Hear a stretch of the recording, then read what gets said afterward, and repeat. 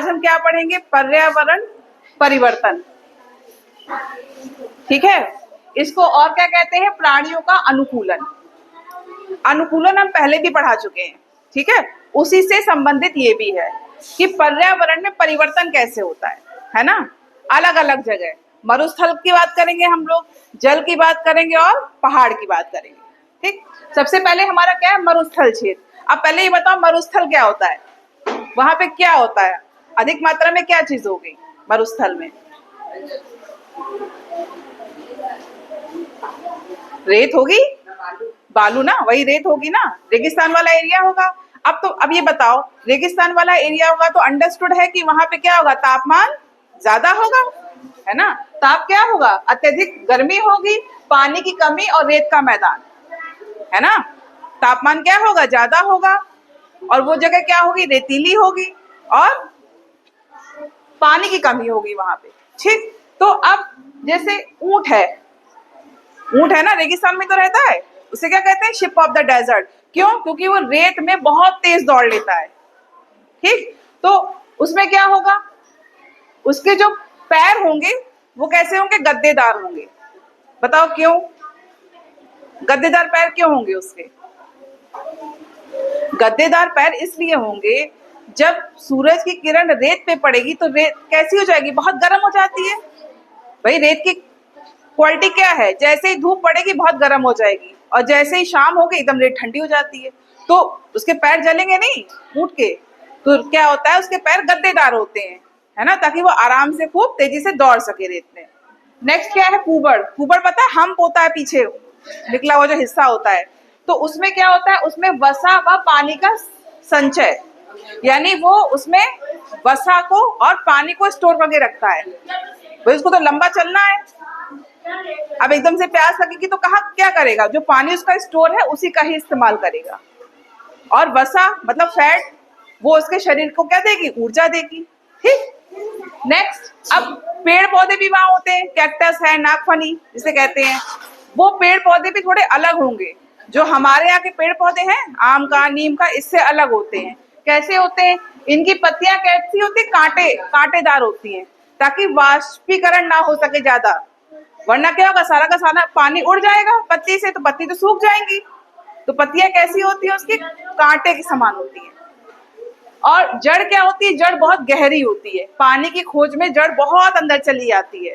अगर जड़ ऊपर होगी तो पानी तो उसमें वहां होता नहीं है, तो तुरंत पेड़ मर जाएगा। तो उसकी जड़ क्या होगी? बहुत गहरी होगी। और तना कैसा होगा? चपटा और गूदेदार। और उसका तना जो होगा फ्लैशी होगा, चपटा होगा और गूदेदार होगा, है ना। समझ में आ रही बात? तो ये वो पौधे हैं जो रेगिस्तान में उगते हैं, और ये बिल्कुल भिन्न है जो हमारे यहाँ मैदानी स्थान पे होते हैं, जो पहाड़ में होते हैं, उनसे बिल्कुल अलग हैं। क्योंकि उनको सरवाइव कैसी जगह करना है? यहाँ पे पानी की कमी होगी और तापमान बहुत ज्यादा होगा और रेतीला मैदान होगा। तो उस हिसाब से यहाँ पे जो है एडेप्टेशन है, यानी कि क्या है? अनुकूलन। ठीक, नेक्स्ट हमारा है जलीय क्षेत्र। अच्छा बताओ, जो जलीय क्षेत्र होगा वहां किसकी अधिकता होगी? पानी की अधिकता होगी ना, पानी की क्वांटिटी ज्यादा होगी। तो वहां कौन रहेगा? जो पानी में रहने के लिए अनुकूलित है। जैसे कि हम मछली की बात करेंगे, मछली में क्या है? धारा रेखित, उसकी बॉडी होती है धारा रेखित होती है ना। ठीक, नेक्स्ट क्या है? श्वसन। सांस कैसे लेती है? गिल से, गलफड़ों से, है ना। अब बिल्कुल डिफरेंट है, हम सांस तो गलफड़ों से नहीं लेते, हम तो लंग से लेते हैं, क्योंकि हम पानी में नहीं रहते हैं। हम कहाँ रहते हैं?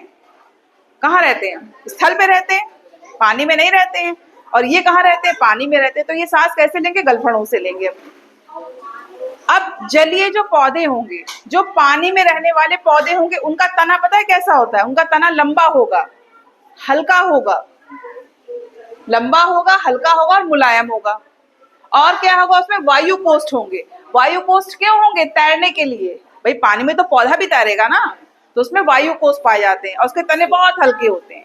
पत्ती कैसी होती है? इसकी पत्तियां चिकनी, चपटी और हरी होती हैं। देखना, जलीय पौधों की पत्तियां हैं एकदम चिकनी चपटी होती है। क्यों? उन्हें प्रकाश संश्लेषण करना होता है, सूर्य का प्रकाश लेके तो खाना बनाएंगी वो। तो उनकी पत्तियां क्या होंगी? चिकनी, चपटी और हरी। नेक्स्ट है पर्वतीय क्षेत्र, यानी कि पहाड़ वाले एरिया की बात करेंगे। तो वहां क्या होगा? ठंड ज्यादा होगी वहां। भाई जितना आप हाइट पे जाओगे तापमान कम होगा और ठंड ज्यादा लगेगी। तो वो कैसा एरिया होगा? ठंडा होगा, हिमपात होगी वहां पे। और ढालदार चट्टान, चट्टाने कैसी होंगी? ढाल के रूप में तो होंगी, क्योंकि पहाड़ तो ऐसे होता है पिरामिड की तरह, तो चट्टाने ढाल के रूप में होंगी। अब हमें ऐसी जगह सरवाइव करना है, तो वहां के पेड़ पौधे और जानवर कैसे होंगे? देखो हम याक की बात करते हैं, याक की त्वचा कैसी होगी? मोटी होगी और लंबे बाल होंगे। अब बताओ मोटी क्यों होगी? उसको ठंडी जगह सरवाइव करना है, वहां सरवाइव करना है जहां टेम्परेचर बहुत कम है, तो त्वचा मोटी होगी। बाल होंगे, बाल क्यों होंगे? ताकि उसको ज्यादा ठंड ना लगे, है ना, ठंड से प्रोटेक्शन के लिए उसके बाल हैं। अब वहां पे पेड़ देखें, वहां पे देवदार और चीड़ के पेड़ होते हैं, है ना, हाँ, कोन के फॉर्म में होंगे, और उनकी जो पत्तियां होंगी वो एकदम सुई की तरह होती है, नीडल की तरह। पता है क्यों होती है? क्यों होती होंगी पता? वहां बर्फ गिरती है। अच्छा सोच के बताओ, वहां बर्फ गिरती है, सोचो इस चीज को, ठीक है।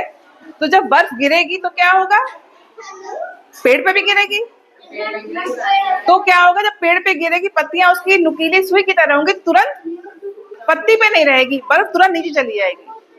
और अगर पत्तियां जैसे हमारे यहाँ आम के नीम की पत्तियां होती वैसी होंगी, तो पत्तियां तो टूट जाएंगी, है ना। तो वो उसी तरीके से बनाई गई हैं पहाड़ी क्षेत्र के लिए, पत्तियां सब नुकीली होंगी। जैसे ही बर्फ गिरेगी, पत्तियों पर नहीं गिरेगी, पत्तियों से टकरा के तुरंत नीचे गिर जाएगी, क्योंकि पत्तियां तो इतनी नुकीली होंगी, रुकने के लिए कोई वही नहीं है साधन, कैसे रुके? समझ में आ गया? तो ये हमारा क्या था? पर्यावरण परिवर्तन, और इसको हम अनुकूलन भी